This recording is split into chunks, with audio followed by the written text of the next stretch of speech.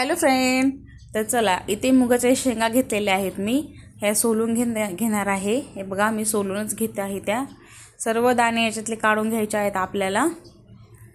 आणि त्याला आपण आता तव्यावर थोडंसं भाजून घेणार आहोत. त्या सोल्यांना जास्त भाजून नाही घ्यायचं, अगदी थोडंसं काहीतरी परतून घ्यायचे ते. हे बघा, आता आपण याला साईडला ठेवूया.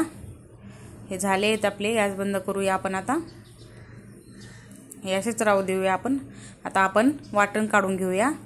9 ते 10 मिरच्या घेतल्या आहेत मी हिरव्या. 10 ते 15 लसणाच्या पाकळ्या घेतलेल्या आहेत.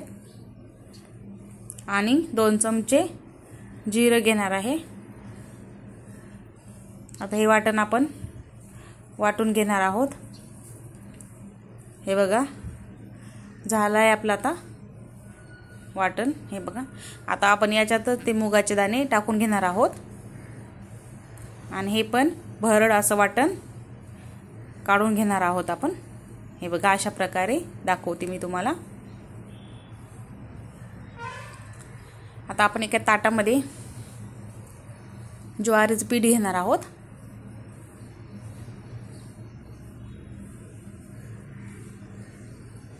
त्यात थोडंसं गव्हाचं पीठ आणि 2 ते 2.5 चमचे बेसन पीठ.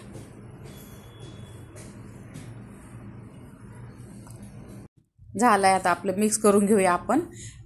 एक मोठा कांदा इथे मी कापून घेतलेला आहे. भरपूर अशी कोथिंबीर घालून घ्यायची. आणि ते वाटण आपण वाटून घेतलेलं ते पण घालून घेतलं आहे मी. आणि हळद, मीठ घालून घेऊया.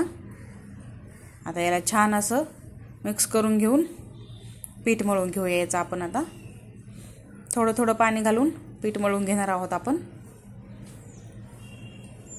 हे बघा, अगदी एकदम पाणी नका टाकू, थोडं थोडंसं घेऊन पीठ मळून झालेलं आहे बघा आपलं. अशा प्रकारे पीठ मळायचं आहे.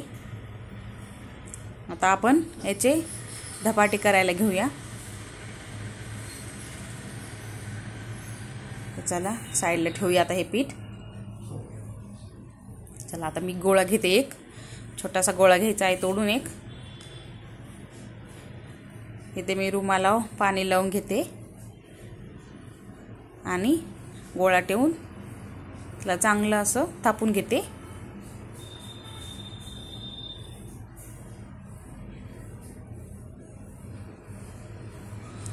सर्व कडा थापून घेतलेले आहेत बघा. आता मध्ये आपण त्याला होल करूया. तुम्हाला करायचे असले करा किंवा नका करू, असं काही नाही, करावंच लागतात म्हणून.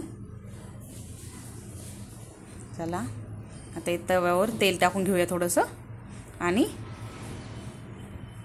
आता आपण धपाटं टाकून घेऊया. त्यावर टाकल्याच्या नंतर थोडंसं पाणी लावायचं वरनं हाताला. जसं आपण भाकरीला लावतो तसं काढून घ्यायचं, पटकन निघतं रुमाल. तेल टाकून घेऊया कडनं.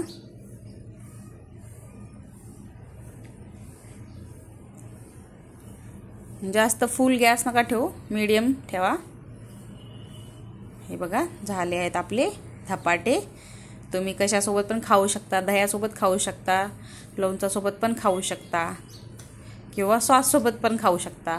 खूप सुंदर असे झालेले आहेत मुगाच्या दाण्याचे धपाटे.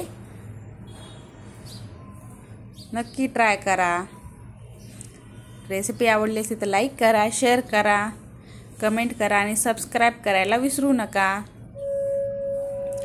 धन्यवाद.